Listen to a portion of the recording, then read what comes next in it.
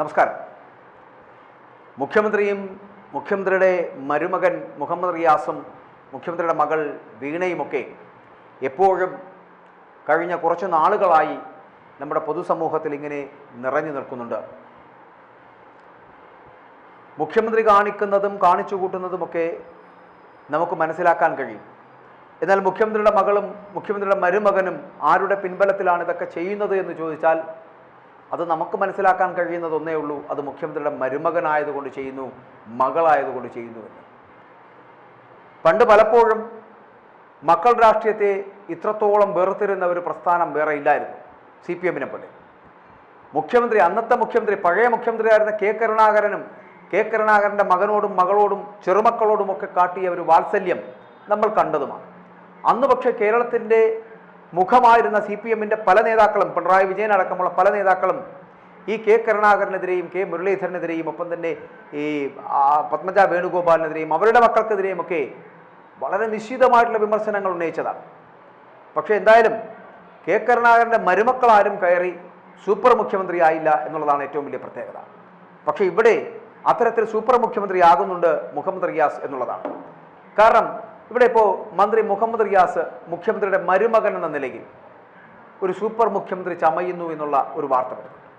മലയാളികൾക്കാണെങ്കിൽ റോഡിലേക്ക് ഇറങ്ങാൻ പറ്റാത്ത അവസ്ഥയാണ് ഈ മന്ത്രിയെ കാരണം പ്രതിപക്ഷം സഭയിൽ കതിന പൊട്ടിക്കുമ്പോൾ റിയാസിനെ പൊട്ടിക്കുകയാണ്.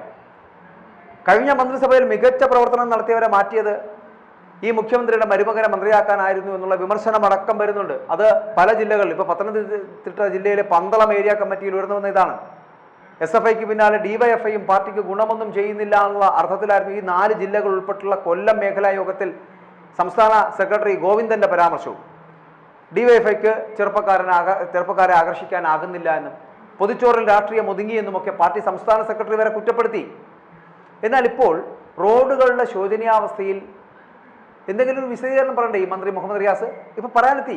കേരളത്തിലെ പൊതുമരാമത്ത് റോഡുകൾ 29,522 കിലോമീറ്റർ ആണെന്നും ഇതിൽ 50% കൂടുതൽ BNBC ആക്കി മാറ്റിയെന്നുമൊക്കെ മന്ത്രി പറയുന്നുണ്ട്. നിയമസഭയിൽ പ്രതിപക്ഷത്തിന് മറുപടി നൽകുമ്പോഴായിരുന്നു ഇത്തരത്തിലൊക്കെ മുഹമ്മദ് റിയാസ് വാദപ്രതിവാദങ്ങൾ നടത്തിയത്. സംസ്ഥാനത്തിൻ്റെ 50% റോഡുകൾ BNBC ആക്കി മാറ്റി തീർക്കുമെന്ന് 2021 പ്രകടന പത്രികയിൽ LDF പറഞ്ഞിരുന്നുവെന്നും ഇത് 50% കടന്ന് 16,882 കിലോമീറ്റർ BNBC ആക്കി മാറ്റാൻ കഴിഞ്ഞുവെന്നും സംസ്ഥാന ശരാശരിയേക്കാൾ BNBC റോഡായി മാറിയ മണ്ഡലമാണ് പെരിന്തൽമണ്ണയെന്നും ഞങ്ങൾ മന്ത്രിമാർ തമ്മിൽ നല്ല ഏകോപനമാണ് എന്നും കുടിവെള്ളത്തിന് ആകാശത്ത് കൂടി പൈപ്പിടാൻ പറ്റില്ലല്ലോ എന്നൊക്കെയാണ് പറയുന്നത്. അതിന് റോഡിലൂടെ മാത്രമേ സാധിക്കുകയുള്ളൂ എന്നും റോഡിൻ്റെ നിർമ്മാണം നടക്കുമ്പോൾ തന്നെ ജലജീവൻ പദ്ധതി നടപ്പിലാക്കാൻ ശ്രമിക്കുന്നുണ്ട് എന്നും റോഡ് നിർമ്മാണത്തിനും പരിപാലനത്തിനുമാണ് സർക്കാർ മുൻഗണന നൽകുന്നതെന്നും ഒക്കെ പറയുന്നുണ്ട് മന്ത്രിമാർ. സംസ്ഥാനത്തെ റോഡുകൾ എന്ന് പറയപ്പെടുന്നത് ഗതാഗത യോഗ്യമേ അല്ല, ജനങ്ങൾക്ക് ചെറിയൊരു ബുദ്ധിമുട്ട് പോലും ഉണ്ടാകുന്നില്ല എന്ന് മുഹമ്മദ് റിയാസ് പറയുമ്പോൾ ബുദ്ധിമുട്ടി തകരുകയാണ് ജനം. റോഡ് ഉപയോഗിക്കുന്നവരിൽ നിന്ന് ഒരു വർഷം സർക്കാർ വാഹന നികുതിയായി മാത്രം വാങ്ങുന്നത് 6,000 കോടിയാണ് എന്ന് മുസ്ലിം ലീഗിൻ്റെ നേതാവായിട്ടുള്ള നജീബ് കാന്തപുരം സഭയിൽ ആരോപിച്ചപ്പോൾ എന്ത് മറുപടി പറഞ്ഞു? യുദ്ധഭൂമിയിലേക്ക് പോകുന്നത് പോലെയാണ് ആളുകൾ ഇപ്പോൾ നടുറോഡിലേക്ക് ഇറങ്ങിച്ചെല്ലുന്നത് എന്നുള്ളതാണ്. പലപ്പോഴും ഈ മലയാളികൾ റോഡിലേക്ക് പോകുന്നത് വെള്ളം തപ്പി കണ്ടുപിടിച്ചിട്ടാണ്, കുഴി കണ്ടുപിടിച്ചിട്ടാണ്. 2003 മാത്രം 410 ജീവനുകളാണ് റോഡപകടത്തിൽ പൊലിഞ്ഞത്. നിരവധി പേരുടെ നട്ടലൊടിഞ്ഞു, ഗർഭിണികൾ നടുറോഡിൽ വീണു. റോഡിലെ കുഴികൾ എണ്ണിയാൽ തീരുന്നില്ല. സർക്കാർ പറയുന്നത് വെറും നീർക്കുമിളകൾ മാത്രമാണ് എന്നുള്ളതാണ്. അതാണോ സ്ഥിതി? മന്ത്രി മുഹമ്മദ് റിയാസ് മുഖ്യമന്ത്രിയുടെ മരുമകൻ എന്ന നിലയിൽ സൂപ്പർ മുഖ്യമന്ത്രി ചമഞ്ഞുകൊണ്ട് മുന്നോട്ട് പോകുന്നു. ഇത് CPM-നുള്ള വിമർശനമാണ്. റിയാസ് മന്ത്രിസഭയിൽ ഉൾപ്പെടുത്തിയത് തെറ്റായിട്ടുള്ള സന്ദേശം നൽകിയെന്ന് പന്തളം ഏരിയ കമ്മിറ്റി അടക്കം വിമർശനം ഉന്നയിച്ചു. ഒപ്പം തന്നെ ഈ DYFI രാഷ്ട്രീയം അത് പൊതിച്ചോറിൽ ഒതുങ്ങിപ്പോകുന്നു MV ഗോവിന്ദൻ പറയുന്നു. സർക്കാരിൻ്റെ മുൻഗണനകൾ നിശ്ചയിച്ച് തിരുത്തലിലേക്ക് കടക്കുവാൻ CPM ഒരുങ്ങുന്നുവെന്നും പറഞ്ഞു കഴിഞ്ഞു. മുഹമ്മദ് റിയാസിനെ മരുമകൻ എന്ന് പ്രതിപക്ഷ പാർട്ടികൾ വിളിക്കാറുണ്ടെങ്കിലും CPM-ൽ ഇത് ആദ്യമായിട്ടാണ് മരുമകൻ പരാമർശം ഉയരുന്നത് എന്നുള്ളതാണ്. ഇതിനിടയിലാണ് നമ്മുടെ മുൻ മന്ത്രിയായിട്ടുള്ള കടകംപള്ളി സുരേന്ദ്രനെയും CPI-യിലെ വാഴൂർ സോമനെയും ഒക്കെ കടുത്ത ഭാഷയിൽ പിണറായി വിജയൻ ശാസിക്കാൻ ഇറങ്ങി. ഇതിനായിട്ട് പിണറായി വിജയൻ മുൻകൈയെടുത്ത് LDF പാർലമെന്ററി പാർട്ടി യോഗം വരെ വിളിച്ചു ചേർത്തു കഴിഞ്ഞ ദിവസങ്ങളിലൊക്കെ.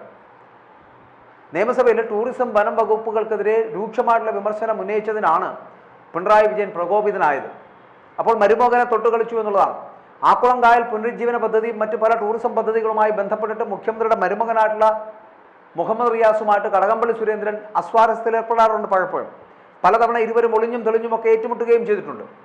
ഇതിനിടെയാണ് ഈ ആക്കുളം കായൽ പുനരുജ്ജീവന പദ്ധതി നീണ്ടുപോകുന്നതിൽ ടൂറിസം വകുപ്പിന്റെ അലംഭാവം കടകംപള്ളി സുരേന്ദ്രൻ ചൂണ്ടിക്കാണിക്കുന്നത്.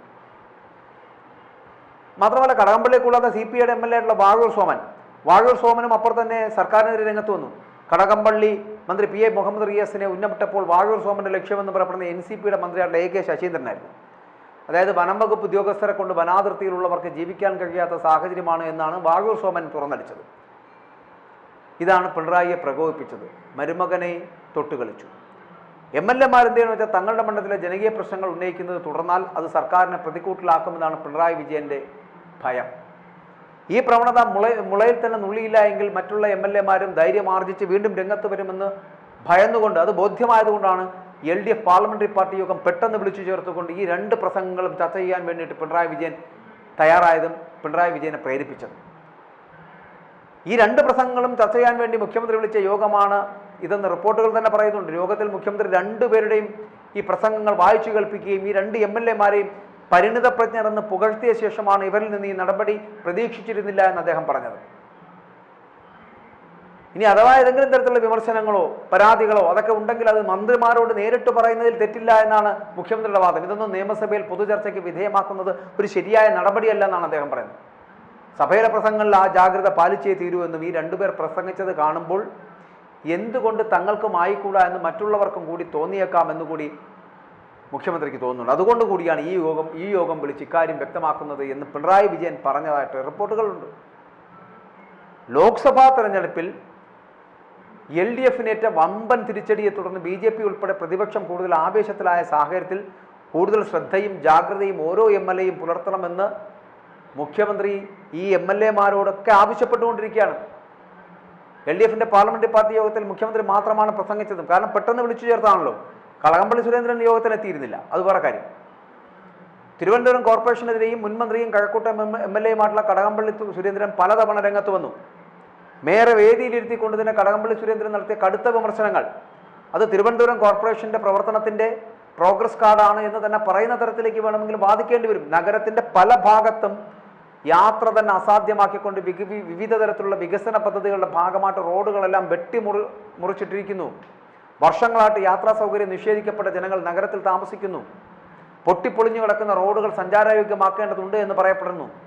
2-3 പദ്ധതികൾ തലസ്ഥാന നഗരത്തെ വല്ലാതെ ശ്വാസം മുട്ടിക്കുന്നുണ്ട് എന്ന് കടകംപള്ളി തുറന്നടിച്ചു. സ്മാർട്ട് സിറ്റിയുടെ ഭാഗമായിട്ട് കഴിഞ്ഞ കുറച്ച് വർഷമായിട്ട് നടത്തിക്കൊണ്ടിരിക്കുന്ന പദ്ധതികൾ അതൊന്നും വേണ്ടത്ര വേഗതയോടെ നടപ്പിലാക്കാൻ സാധിക്കുന്നില്ല എന്നുള്ളൊരു പോരായ്മ ഈ സർക്കാരിനുണ്ട്. പോരായ്മ ഉണ്ട് എന്നത് വാസ്തവമാണ്. പദ്ധതി നടപ്പിലാക്കുമ്പോൾ 2, 3, 4 വർഷമായി ജനങ്ങളെ തടവിലാക്കുന്ന അല്ലെങ്കിൽ സഞ്ചരിക്കുന്നതിൽ നിന്ന് തടസ്സപ്പെടുത്തുന്നതായിട്ടുള്ള അവസ്ഥാവിശേഷം അത് ശരിയല്ല. ചില പദ്ധതികൾ തുടങ്ങി എവിടെയും എത്താത്ത ഒരു സാഹചര്യത്തിലേക്ക് പോകുന്നു എന്ന് കടകംപള്ളി തുറന്നടിച്ചത് റിയാസിനെതിരായിട്ടാണ്. 3 വർഷത്തെ വികസന നേട്ടങ്ങൾ ജനങ്ങളിലേക്ക് എത്തിക്കുവാൻ തിരുവനന്തപുരം കോർപ്പറേഷൻ സംഘടിപ്പിച്ച വികസന സെമിനാറിലാണ് കടകംപള്ളി സുരേന്ദ്രൻ വലിയ വിമർശനം ഉന്നയിച്ചതും. അന്ന് ഈ വേദിയിലിരിക്കുന്ന പലരെയും അത് കൊള്ളിക്കുകയും ചെയ്തു. ഒന്ന് മേയർ ആര്യ രാജേന്ദ്രനായിരിക്കാം, ഒപ്പം തന്നെ അതിനോടൊപ്പം നിന്ന B. ശിവൻകുട്ടിയും ഇത് കേൾക്കാതെ നിന്ന മുഹമ്മദ് റിയാസിനെ അടക്കം വളരെ കൃത്യമായി തുറന്നടിക്കുവാൻ കടകംപള്ളി കാണിച്ച ആർജവത്തെ കൈകൊട്ടി അഭിനന്ദിക്കുക തന്നെ വേണം. കാരണം അത്രത്തോളം പൊട്ടിപ്പൊളിഞ്ഞു കിടക്കുന്ന ഒരു റോഡും ഒരു സംവിധാനവുമാണ് പൊതുമരാമത്ത് വകുപ്പ് മന്ത്രി ആ വകുപ്പ് ഏറ്റെടുത്തതിന് ശേഷം ഇന്ന് വരെ ഈ റോഡ് സംവിധാനം കേരളത്തിൽ അങ്ങോളം ഇങ്ങോളം നന്നായിട്ടില്ല എന്നുള്ളതാണ്. എവിടെയെങ്കിലും ഒരിടത്ത് കാണിച്ചു തരാമോ? ഈ തിരുവനന്തപുരം നഗരത്തിന്റെ ഈ നമ്മുടെ സെക്രട്ടേറിയറ്റിന്റെ പരിസരവും ഇരിക്കുന്ന സ്ഥലങ്ങളിൽ ഒരു 3, 4, 5 കിലോമീറ്റർ പരിധിയിൽ എവിടെയെങ്കിലും മനുഷ്യന് കൃത്യമായി ആത്മവിശ്വാസത്തോടുകൂടി സഞ്ചരിക്കാൻ കഴിയും, മരണഭയമില്ലാതെ സഞ്ചരിക്കാൻ കഴിയുമെന്ന് പറയപ്പെടുന്ന ഒരു റോഡ് കാണിച്ചു തരാൻ കഴിയുമോ ഈ മുഹമ്മദ് റിയാസിന്?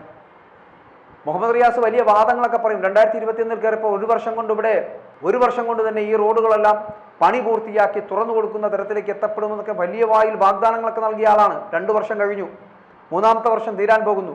എന്നിട്ടും ഇതുവരെയും പൊട്ടിപ്പൊളഞ്ഞു കിടക്കുന്ന റോഡുകളല്ലാതെ ഈ വഴിയിലും കുണ്ടിലും കുളത്തിലും വീണ് മരിക്കുന്ന ആൾക്കാരല്ലാതെ മറ്റാരെയും നമുക്ക് കാണാൻ കഴിയുന്നില്ല. ഇന്ന് വരെ റോഡിന്റെ പണി പൂർത്തിയായിട്ടുമില്ല. ചോദിക്കുമ്പോൾ നിയമസഭയിൽ ആകാശത്തുകൂടി പൈപ്പിടാൻ കഴിയില്ലല്ലോ എന്ന് പറയപ്പെടുന്ന വിദണ്ഡവാദം ഉന്നയിക്കുകയാണ് മുഹമ്മദ് റിയാസിനെ പോലൊരു മരുമകൻ മന്ത്രി. അത് മുഖ്യമന്ത്രിയുടെ തണലിരുന്നു കൊണ്ടാണെന്ന് പറയുന്നത് എന്ന് ഓർക്കുക. മുഖ്യമന്ത്രിയുടെ ഇത്തരത്തിലുള്ള ഒരു കണ്ണടച്ചുള്ള മൗനാനുവാദം ഉള്ളത് കൊണ്ടാണ് ഇത്തരത്തിൽ പെരുമാറാൻ മുഹമ്മദ് റിയാസിന് കഴിയുന്നതെന്ന് ഞാൻ പറയുന്നതോ അല്ലെങ്കിൽ കോൺഗ്രസ്സുകാർ പറയുന്നതോ പ്രതിപക്ഷം പറയുന്നതോ അല്ല, മാധ്യമങ്ങൾ പറയുന്നതോ അല്ല.